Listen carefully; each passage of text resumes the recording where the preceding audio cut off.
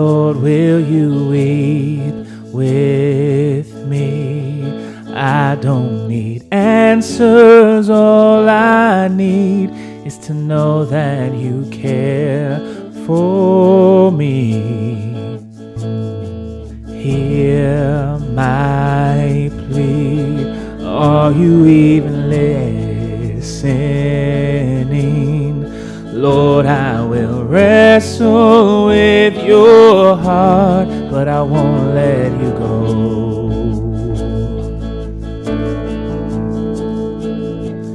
You know I believe, help my unbelief. Yet I will praise you, yet I will sing of your name. Here in the shadows, here I will offer my praise. What's true in the light is still true in the dark.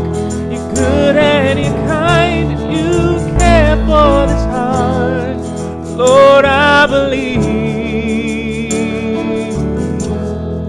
you weep with me.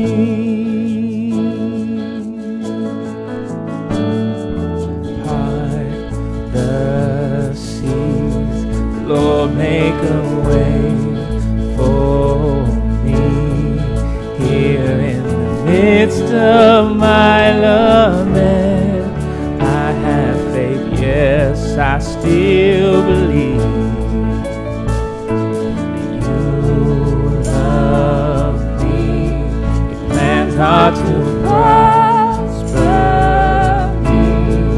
You're working everything for good, even when I can't see.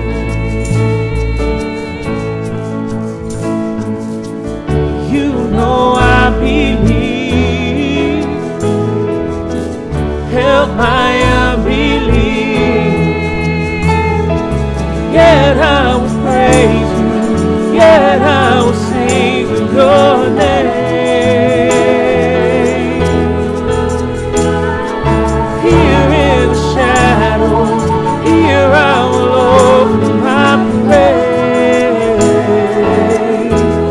What's true in the light, still true in the dark. Good and you're kind, you care for this heart. Lord, I believe you weep with me.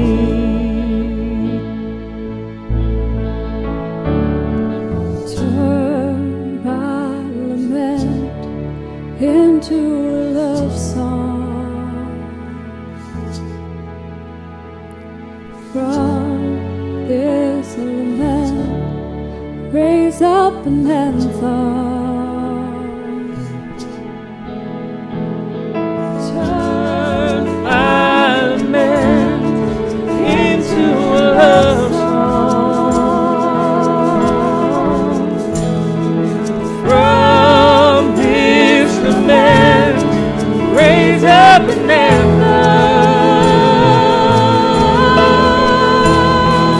Yet I will praise you, yet I will sing of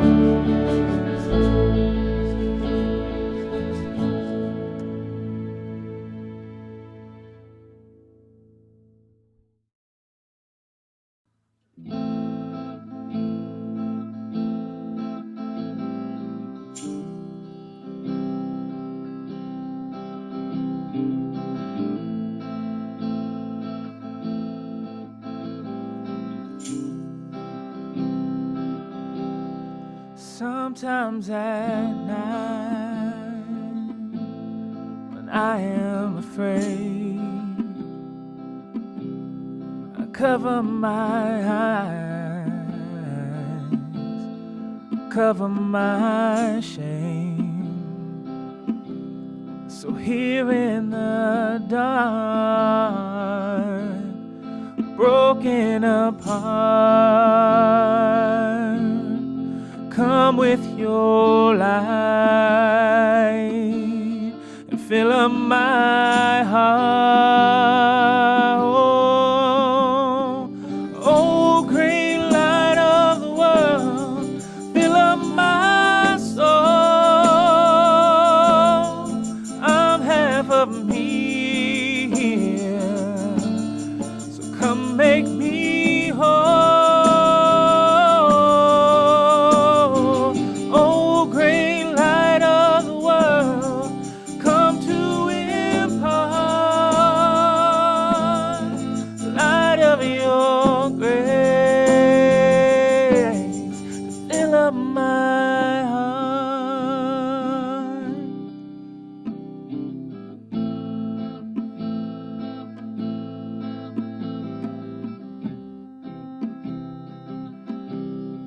Wind of this world can push us around,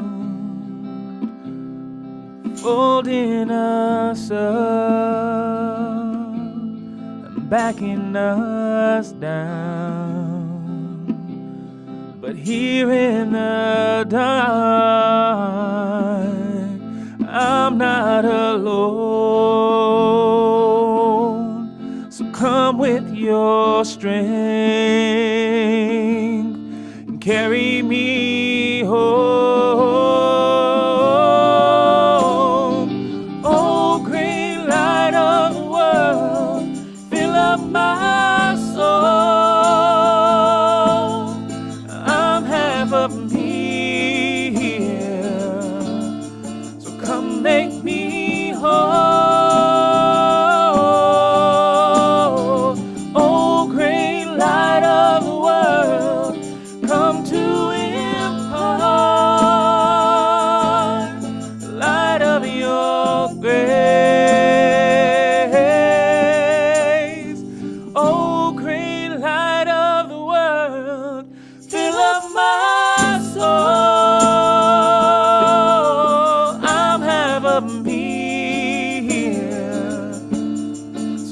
Make me whole. Oh, great light of the world, come to impart the light of your grace to fill up my heart.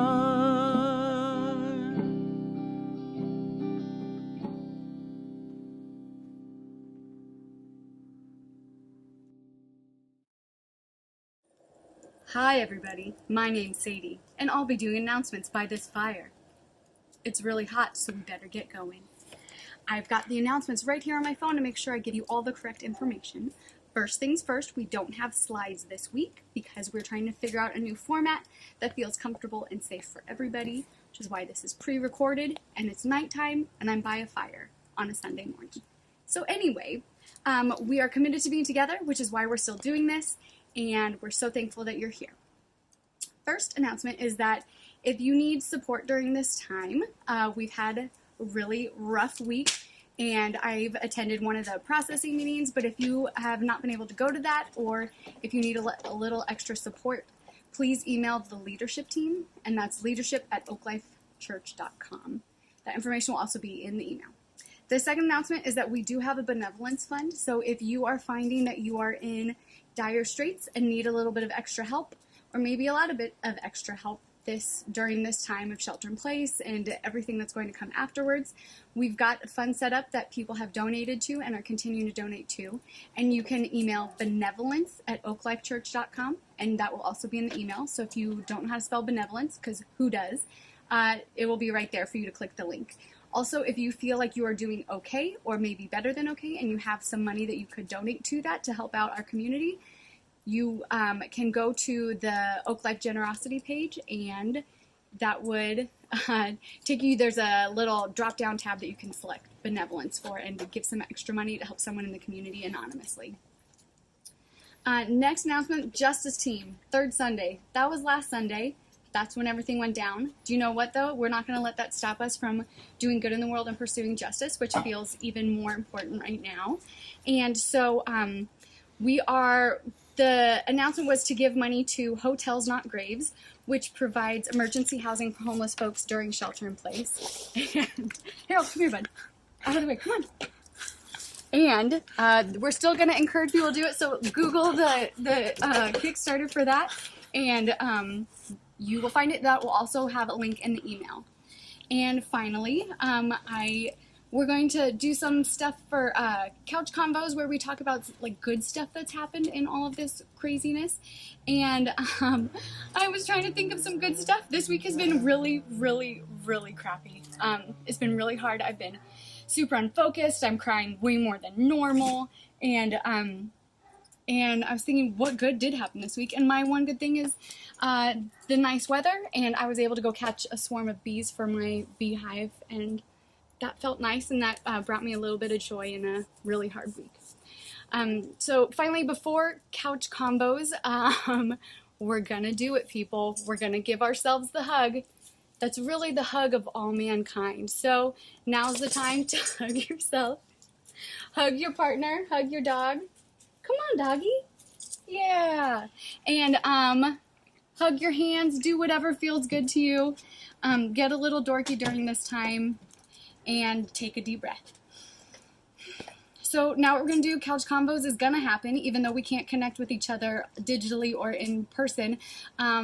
Please pause after I tell you what we're doing, and what we would like for you to do is pause the video, and if you're with someone, tell them something good that happened this week, or something that's lovely, or something that's wonderful that you can think of that brings a little joy right now. And if you don't have someone sitting with you, call someone, text someone, send someone a message on Instagram or Facebook or TikTok. Do you send messages on TikTok? Do it. And love you, and let's keep moving. But pause first and do that. And you pause now, Corey. Good morning, Oak Life. I'm very happy to be here with you this morning. My name is Gina. I am the Oak Life Spiritual Formation intern. I am going to be sharing a poem with you this morning, a blessing, a poem, a word from St. Ignatius Spirituality. This poem is called You Bring Me Comfort, and I really hope that this poem reaches you where it needs to reach you this morning and that you're able to receive it. You bring me great comfort. You bring me great comfort, you, little you. You who remain with me, who seek to heal my wounds through gentle touch, your hand on my shoulder, your hand in my hand. You who wait with me for the fulfillment of all my plans. You who trust that all will be right in the end, when a good end often seems far from shore. You who search my words in every step, seeking to know and follow my intent.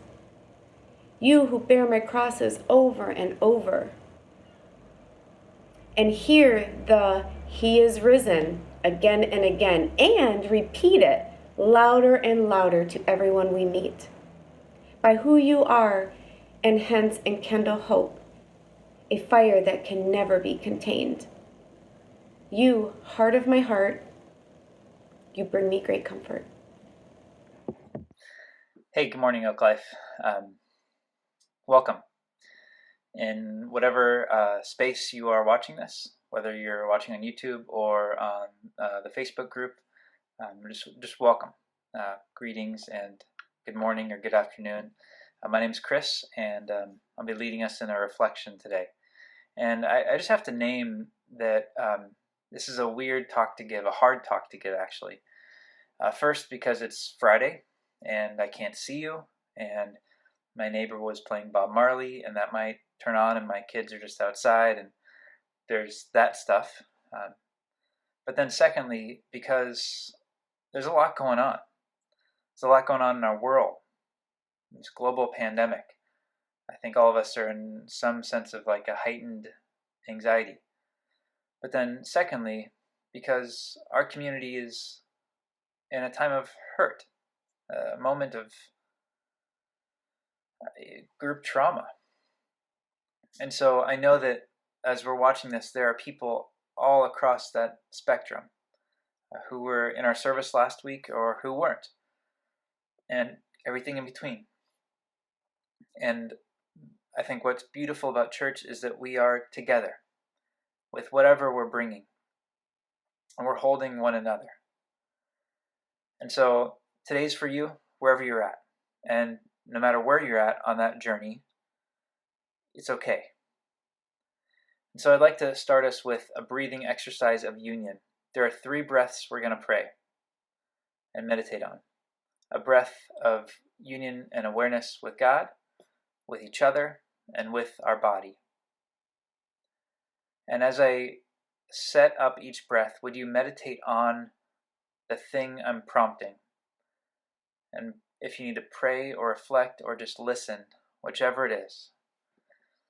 In the Old Testament, the word ruach is the word for God's Spirit, and it's this formless presence that seems to be everywhere. In the New Testament, the word is pneuma, and it's God's Spirit on earth, and it's this thing that unites us. And even the breath in some Jewish teaching is that the word for God's name, Yahweh, is actually a breath. It's a prayer we pray when we don't even know it all the time.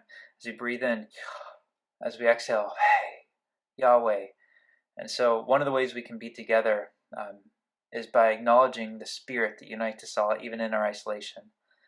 And also it's medically proven to ease our tension. And one of the things we can do in the midst of anxious times is to just breathe. So would you breathe with me? A breath of God, a breath of community, and a breath of connection to our bodies. First breath, would you imagine, think about, notice, sense God?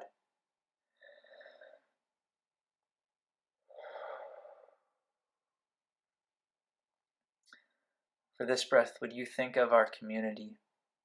Would you pray for those who come to mind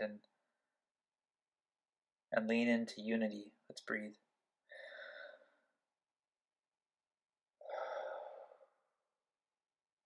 Final breath. Would you be present to your body and notice whatever comes up, whatever you feel?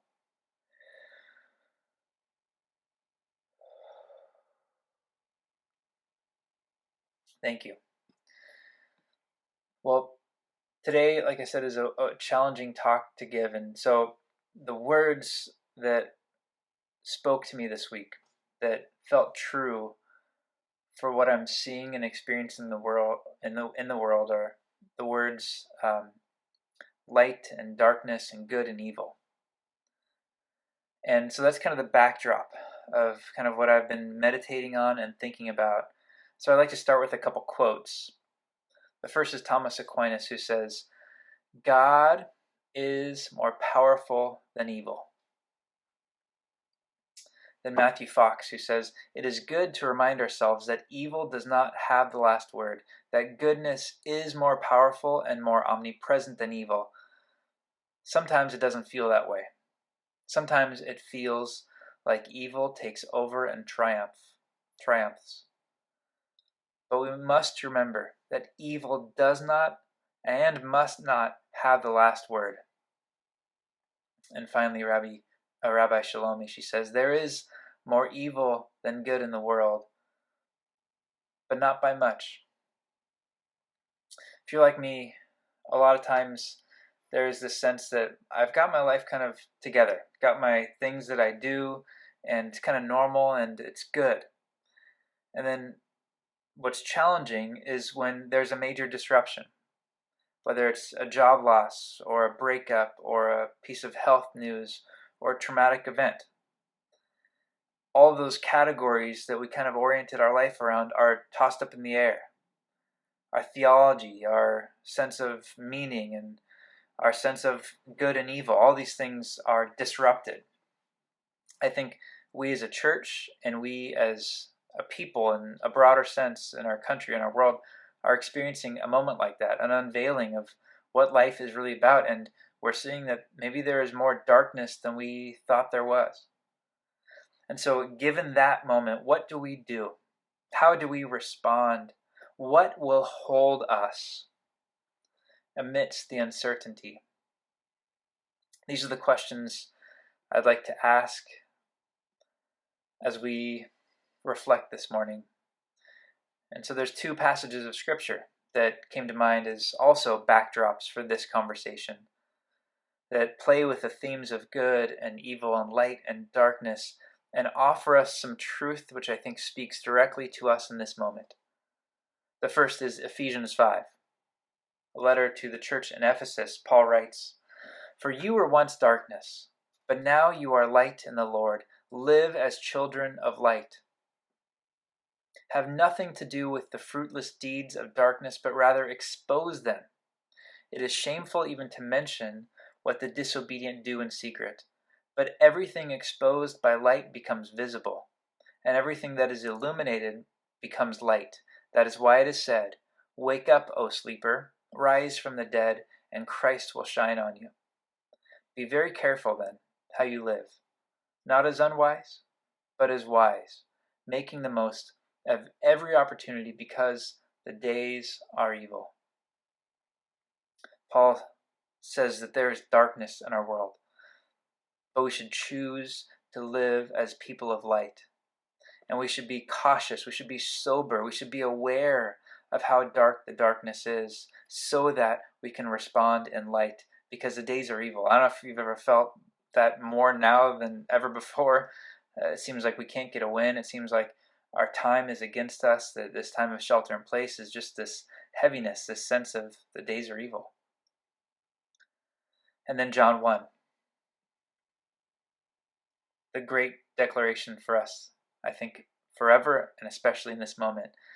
John 1, 4 and 5, "In Christ was life, and that life was the light of all humanity.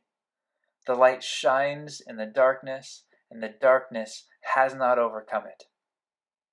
I so appreciate both of these passages in this time because it really does feel like there is a reminder of the reality of darkness. But the depth of the darkness only points that much more to the brightness of the light.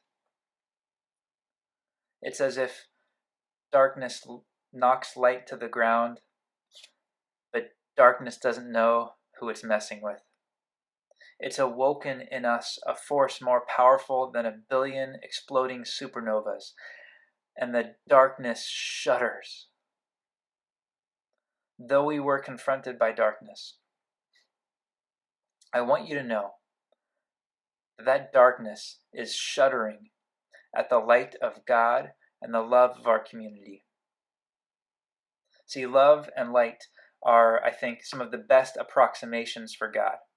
We can never put into words exactly what God is like, especially in like a word, but these are great starting points.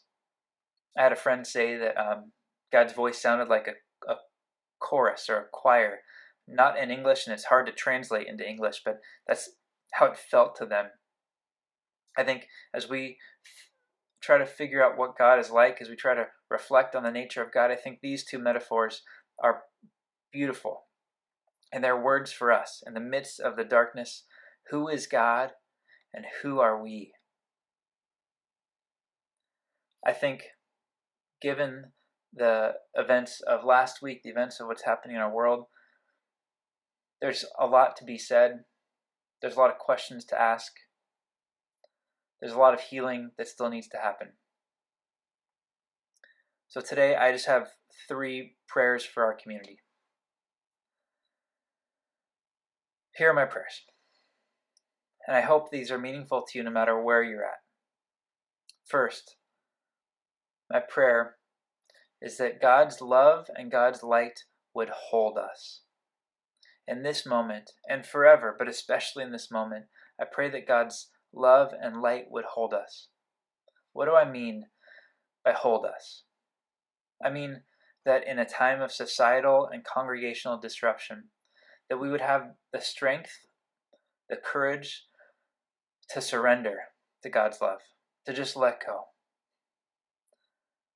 Whatever pain we're carrying, whatever hurt, whatever confusion,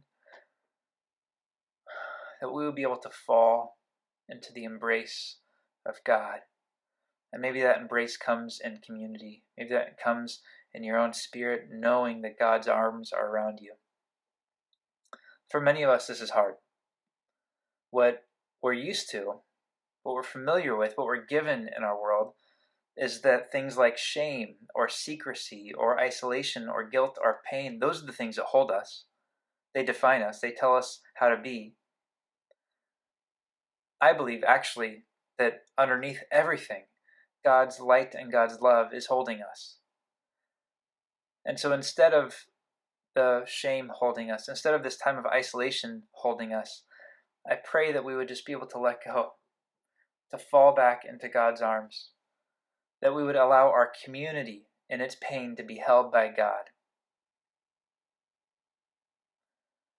Will you do me a favor and close your eyes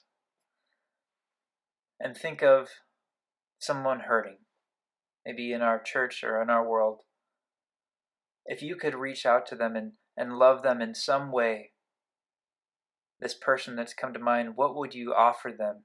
What would you say to them? What would you want them to feel? What would you want them to know? Would you reflect back, now turn that back to you? Would you be held by the love which you know that person deserves? Would you allow yourself to be loved tenderly, with patience and compassion? Would you allow yourself to be held by love, by God's love, by this community? You can open your eyes. So I think it's hard for us often to relinquish control and let love hold us. But I think in this moment of uncertainty and of pain, of isolation, we need God's love and God's light to hold us. God holds our tears. God holds our pain. God holds our questions. God is holding our isolation, and God is holding our trauma. God does not turn away from our pain, but God's love holds all and bears all. This is why we do the group hug every week, a tangible reminder of God's love holding us. May God's love and light hold us now. My second prayer for our community is that we would be defined by love and light in this moment. See, here's the deal. We don't get to choose what happens to us in life, where we're born, what health we'll have and enjoy or have to suffer through, what events will happen around us or to us. Certainly, we should build a world that provides the most safety and security and justice for all. But we're not guaranteed any of those things. And we don't have a choice in them often. Horrible things happen. And I wish we could take them away. We should strive to make them never happen. But sometimes they do still. Where we have a choice is how we respond. The choice is whether or not we will let those things that come at us define us, or whether we will define who we are for ourselves.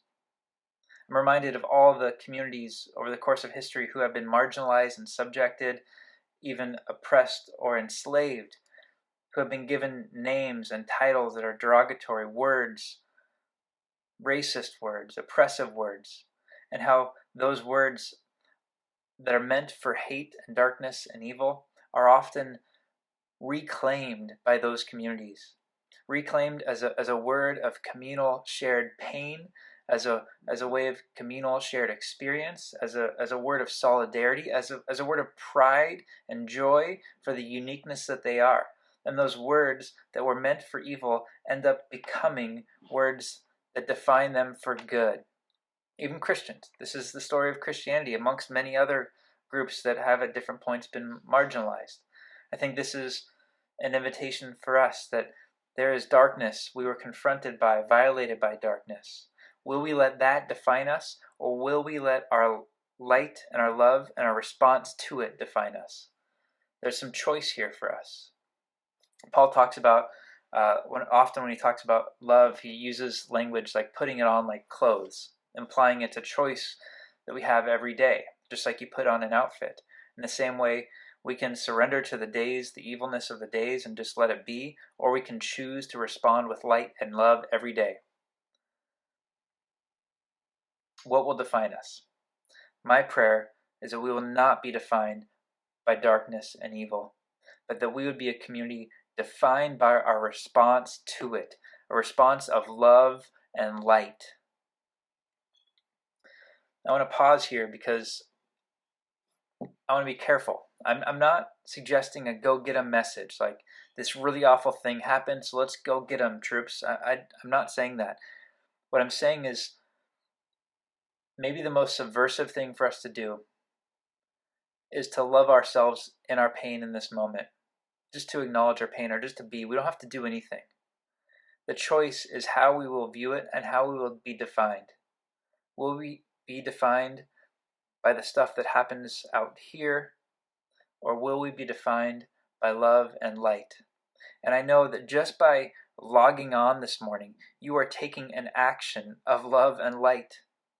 Just by being a part of this community in any way, you are choosing to be a part of a bright, beaming community. This is part of the reason I think darkness is so scared of us, because Oak Life is a bright, beaming light. My prayer is that we would be held by love and light, that we would be defined by love and light. And finally, my prayer is that love and light would heal us. We're in a healing process. We always will be, myself included. I know firsthand the power of love and light to heal. I saw it this week. As so many of us began the process, I was able to jump on some of the debrief calls and just bear witness to the ways our community was shining light into this darkness by holding each other's pain, by hearing the stories, by acknowledging, by crying together. As we allow God's love and light into the broken places, it has the power to heal. I pray that we would be a community that shines light into the darkness, that does not brush it under the rug, that does not minimize it, but that lets light be even stronger. Healing will take time. Good healing, thorough healing is a slow process. But the beauty of God is that God is not in a hurry. God's love and God's light has all the time in the world. See, when we expose light to darkness, when we lean into the light of God and let that light shine through us, when we hold each other in love and light, the darkness begins to slowly lose its grip. And when we gaze upon the scars and the wounds of each other with tenderness and compassion and love, love's warm embrace begins to heal. I believe God is looking at our pain and the pain of the world and the darkness of the world. And I believe God's love weeps over it. I think the most loving response to the brokenness which we experience, the brokenness in our world, is first to just weep. So many of us wept this week. We wept because it hurt. We wept because we were shocked. We wept because it should never have happened. We wept because our hearts break. Let us weep together, grieve together, heal together, not hide, but step into the light, being vulnerable with whatever we're going through. Seek the comfort of one another and help when needed. And may love and light heal us.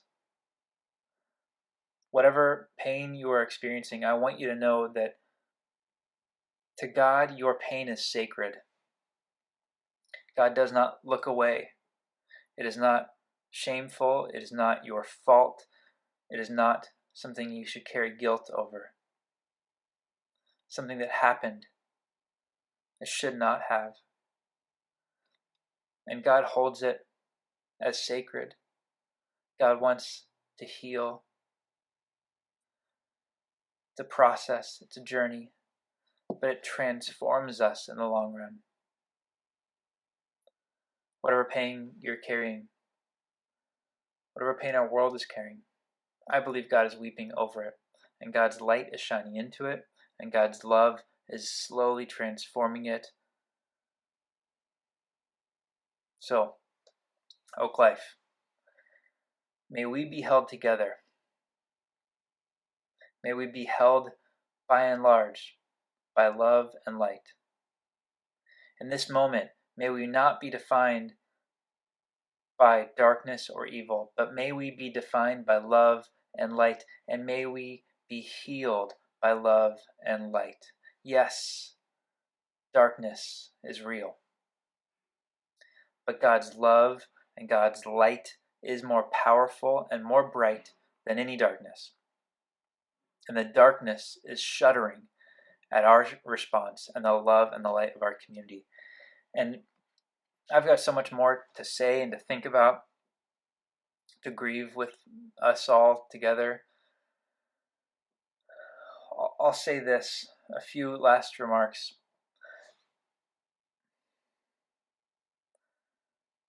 I am so confident in how we will be an even brighter and more loving community on the other side of this. I have no doubts in my mind. I'm damn sure that we will be a community of love and light, that's what's going to define us. And the reason I'm so confident is because that's what I saw this week. Last Sunday, we were confronted by sheer evil. There are no words, just tears. The response of our community was so massive and so severe. I saw a flood. I saw a torrent of kindness and goodness this week. In the endless hours people were throwing in out of their days to create resources for people to find healing. And the numerous and countless prayers and messages being sent out, in the ways we held each other in our tears and our crying and our weeping over and over all week long, the thing I saw most was God's love in us. I saw God this week, guys. Many of you know I love baseball. And baseball is a symbol for a lot of things in my life. And in this time of being in shelter in place, I'm grieving baseball, and it's a symbol of all the things I grieve, family tradition and memories and hopes and dreams and even resurrection and God. And some friends knew that this was a really hard week for me, and they bought me a PlayStation. I was like, here, I'm on my desk talking to some folks on our leadership team and trying to plan stuff, and there's a knock on our door, I couldn't get it, and as soon as I went outside, out of here, and I saw a PlayStation. The reason they bought me a PlayStation was just so I could play a baseball game. Talk about kindness and goodness in the face of darkness and evil. This is one of the many dozens, if not thousands, of acts of kindness and love and light that our community responded to darkness with this week. We are a community of people who has been excluded from the church, been rejected from the church or other communities, sought healing, and then created a more inclusive and loving world as a result. We are a community of people who has adopted a creek and cleaned it up routinely for years. We're a community of people that is not looking away from the injustices, from the racism, from the systemic oppression in our world, that is looking to address it, get into the mess of it, and seek goodness and healing and peace and shalom. We're a community of people who has given their time and their talent and their treasure to hold up this group of misfits, this eclectic group of people called Oak Life Church, who's created an amazingly beautiful, miraculously diverse community. Guys, the love and the light of Oak Life is so much more bright, so much stronger than the darkness we encountered, and that much more so going forward. So Oak Life, again, may we be held by love and light this week. May we be defined by love and light going forward. May that be what defines us, and may we be healed by God's love and God's light. As we close, I'd like to suggest two practices. One is a practice and one is a question. The first is the breathing practice. Would you sometime this week, once a day, breathe the prayer, the breath, the meditation of union, a breath of awareness of God, awareness of community, and awareness of your own body? The second question I have is a question of engagement. The question I have for us is, what does it mean for you to choose love this week? What does it mean for you to choose love this week? What action does that look like? And actually, to be honest, for you, that might be inaction. The most loving thing for you to do this week is to just be, to honor your body, to honor the pain, to honor whatever you're going through. Maybe for another person, it might be sending a text to somebody or a message of encouragement. Maybe it might be to pray for our church every day. Maybe the most loving thing you can do, or a way for you to engage in a loving way, to walk the path of love, is to do the dishes for your partner. What's one way you can choose love this week? So please, this week, let's breathe and be together in our spirit, and let's choose love. In a moment, we're going to sing a song. This week I was out jogging, and hey, you know what? I have an idea. My son is getting up, and I'll be distracted as he's making noise, so hold on one sec. Okay. Can you say hi to church? Hi. Okay. So, church. In closing, we're going to sing a song. And this song is all about choosing love in the face of darkness, choosing love in the midst of uncertainty and confusion. And we're really fortunate because this song is written by a band called The Many. One day as I was jogging this week, thinking about all the beauty of our community in the midst of all this, this song came on and I just lost it. Just started crying. Yeah. And the song is beautiful, and I reached out to the artists and asked them if we had permission to share it, and they said yes. Mama, Oh yeah, that's mommy on the picture, huh? And then I asked them if I kind of told them what was going on in our church, and told them that this song could be a really beautiful message for us, and so they recorded a special message for us. And so I think it's one of the band members is going to say a word of encouragement to us and introduce the song before we sing it. As we sing it, this is all about choosing love in the face of darkness. This is going to be cheesy, but the song is called We Stand, and it's about standing in love. And would you stand? Would you just join us in solidarity, even though we're separate, maybe watching it? Did you just burp? Even if we're watching it at separate times, would you stand as we sing this song? Okay. I love you, Oak Life. If you need anything, let us know. Hey there, Oak Life Church. My name is Darren Calhoun. My pronouns are he, him, and I am a part of the band The Many. Chris reached out and let us know that you've really been encouraged by our song, We Stand with Love. And that is so, just such a good thing to hear to me. We wrote this song from the place of realizing that the world is not always safe, that it's not always kind, that there's so many unexpected and hard things happening. And in the time that we're in right now, that's still true. So when we wrote this song, it's kind of a rallying cry that as people are trying to figure out, how do I respond? What do I do?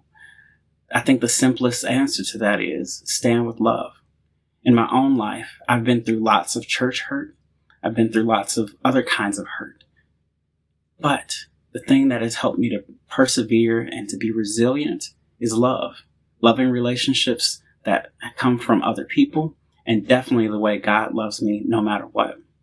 And so as you figure out your next steps, and as you figure out how to see your way through these difficult times, I encourage you to find love, to be love, to stand with love. Because at the end of the day, love changes everything. See you soon. Bye-bye.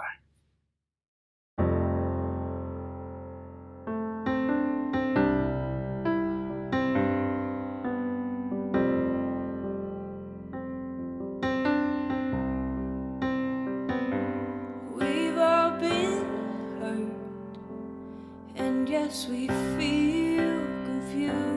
So much is wrong, but is there anything we can do? Where is the hope when there's just so much pain, so much is broken? Can it be whole again? We can just stay in this place or go our separate ways. We can just stay in this place or go, or we can stand with love. We stand, we're gonna stand with love. We're gonna stand with love. We stand, we're gonna stand with love. We're gonna stand with love. Let us not sit in judgment or only bow in prayer. Let us not leave in anger or stay in our despair. Let us not sit in judgment or only bow in prayer. Let us not leave in anger or stay in our despair. By the grace of God, let us stand together. We stand, we're gonna stand with love. We're gonna stand with love. We stand together. We stand, we're gonna stand in love. We're gonna stand in love. We stand, we're gonna stand. Why don't we stand in love? Stand in love, stand in love. We stand, we're gonna stand in love. We're gonna stand in love.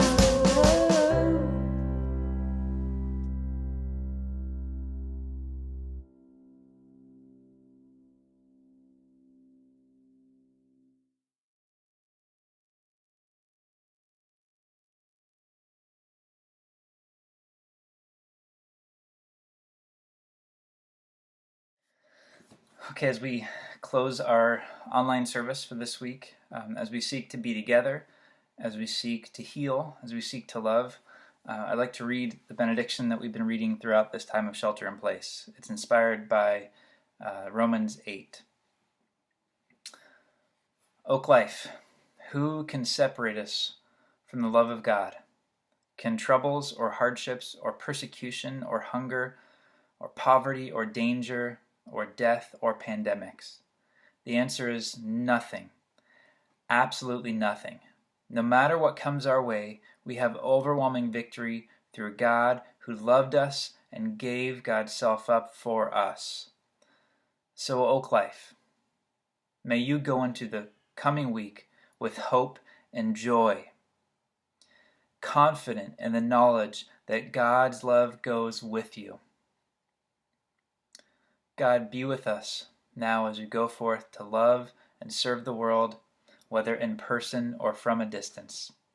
Love you, Oak Life.